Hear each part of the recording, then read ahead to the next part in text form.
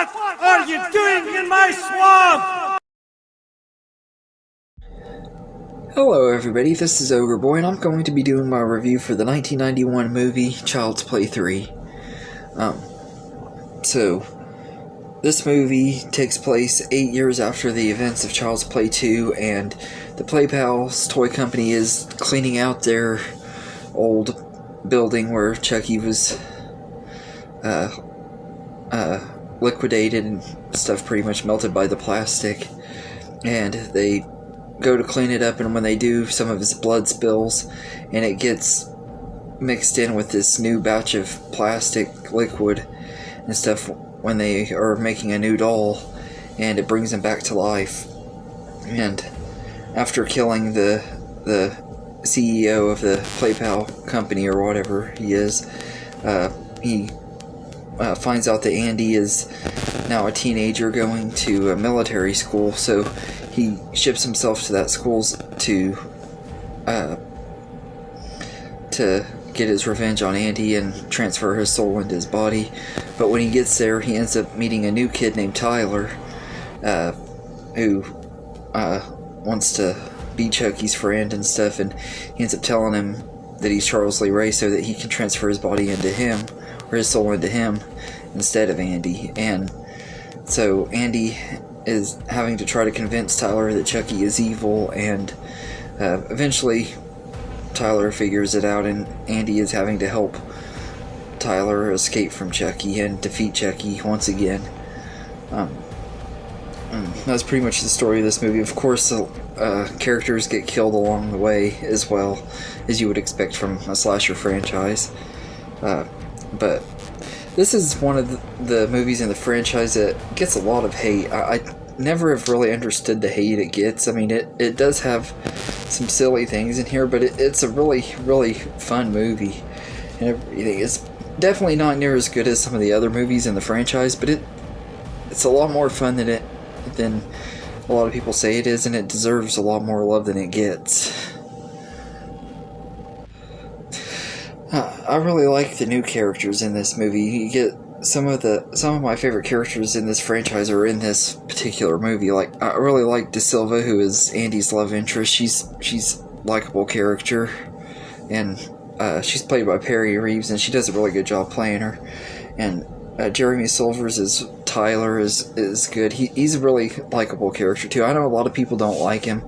I never understood why they didn't like him. They just said he was annoying and stuff and everything, because he refuses to believe Andy and everything. But I'm like, he's a kid. Kids are like that. They don't always believe the truth and everything like that. It's kind of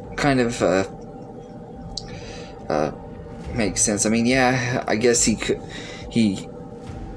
have listened to him, but I mean, he barely knew Andy anyway. Now, if he had been friends with Andy for a long time and didn't believe him because of that, then I'd be more understanding on it. But he didn't really know Andy enough to really trust him and everything, so him not believing him is understandable, I guess. Then you got Whitehurst, who is kind of like this wimpy kid that doesn't really want to be in the military school. He's always getting bullied by Shelton, who is played by Travis Fiennes. He's a really big douchebag and one of the most unlikable characters in the franchise, and everything. And he's Whitehurst a lot and everything, but I really liked Whitehurst. He got a really good character arc and stuff, and had a really good story in this movie. I really liked what they did with him in this one, and the way he ended and stuff. Like, his death is one of the best deaths in the franchise, because it's kind of a sad death, because I hated to see the character go. Plus, it was kind of a good ending to his character arc. And once again, Brad Dourif is excellent as the voice of Chucky. He's never bad as Chucky in any of these movies, even the worst ones. He's always one of the highlights of the movies. In this one, he's great. He gives us all kinds of hilarious one-liners and stuff in this movie.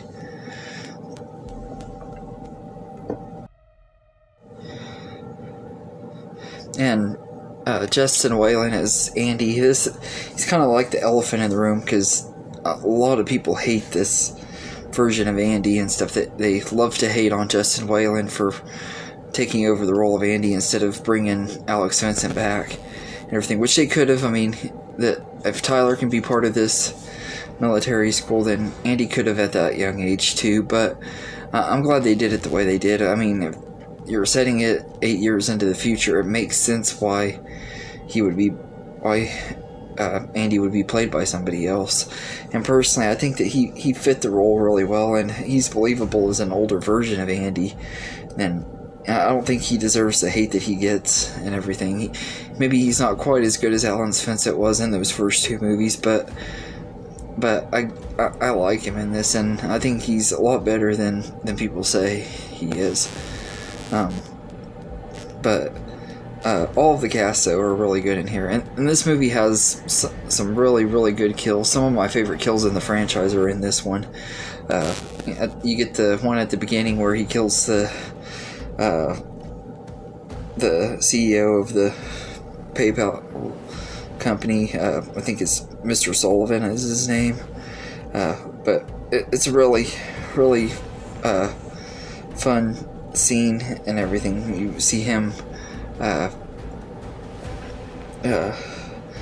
get strangled and stuff. Chucky strangles him, and he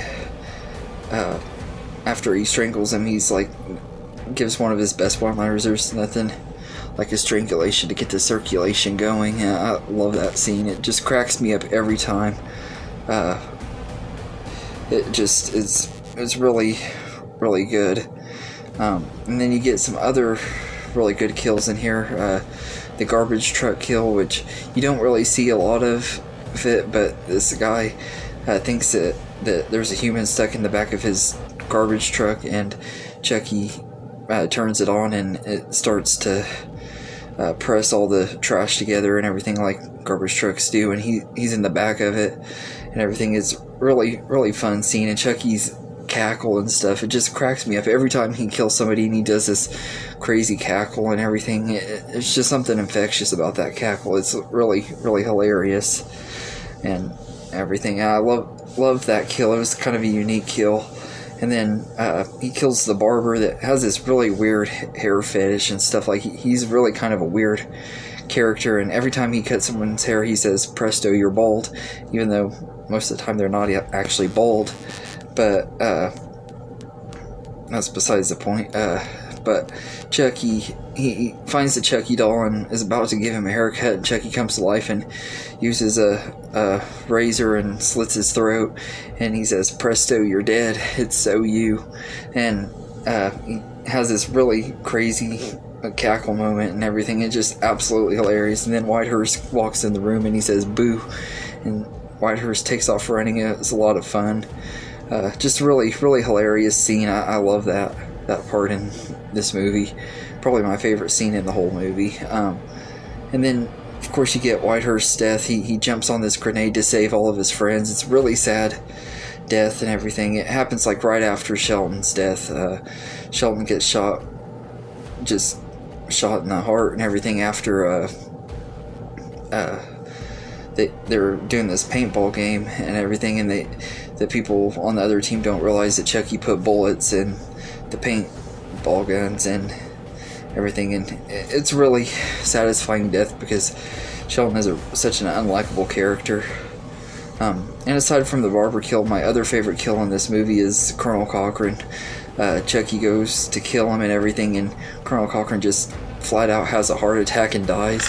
It's absolutely hilarious and everything, and Chucky's like, "You gotta be effing kidding me," and everything. It's just one of those scenes that's just absolutely hysterical. But yeah, all of the deaths in here are really great, and Chucky's one-liners and stuff are just absolutely perfect in this movie, especially the "Presto, you're dead" one-liner and the strangulation one. Both of those are just, I absolutely love those one-liners and everything. And the ending of this movie is really good too. I love like the carnival stuff where they go on the haunted house ride, and they have to escape from Chucky there, and they're climbing this big mountain thing, and everything, and Chucky almost gets a hold of him, and he gets thrown into the big fan. It's a really good ending. It did kind of feel a little bit rushed. I kind of wish they would have played it out a little bit longer, but it doesn't really bother me that bad. Really, my only big complaint in this movie is really that it does have some slower scenes, like some of the scenes where Andy's developing his relationship with Silva kind of drag a little bit, it seems like, but are dealing with Shelton, they kind of drag a little bit. But aside from that, it's really not that bad. I don't get the hate for this movie. A lot of people say it's one of their least favorites in the franchise, but I love that, like, the military setting is something unique for the franchise, and it just is entertaining and everything. It never really is fully boring. That pacing is pretty decent and stuff, so I have a lot of fun with it. It's like I said, it's definitely not one of the best in the franchise, though. But one thing that I've always wondered, though, in this movie, every time I watch it, I always wonder is, at the beginning of the movie, Mr. Sullivan gets the first good guy doll, which is Chucky, and takes him back to his house and everything, and he sets the box with Chucky in it on the couch, and Chucky escapes from the box and everything, and is hiding out and everything, and Mr. Sullivan and one of the other workers are standing in the front room when this is, or right in the kitchen where the front room was in view. They could have easily seen the couch from where they were standing, and somehow they don't see Chucky get out of the box. And also, I want to know how the heck Chucky was able to sneak out of that box without, because the way the couch is, the box would have fell right over the edge of the top of the couch when he was climbing out. And everything. I'm just curious as to how the heck he was able to escape from that box. And then when he ships himself to Tyler and he's in the box again and everything, he just busts out of the box like he's the Incredible Hulk busting through a door and everything. I was like, I get Chucky's probably a little bit strong and everything, but breaking a cardboard box, that isn't that easy. I know, I've worked with cardboard boxes all the time, so they're not as easy to break as he made it out to be. Is like, what kind of box is that? But those aren't really negatives. They just were things that I thought were kind of funny that I wanted to point out.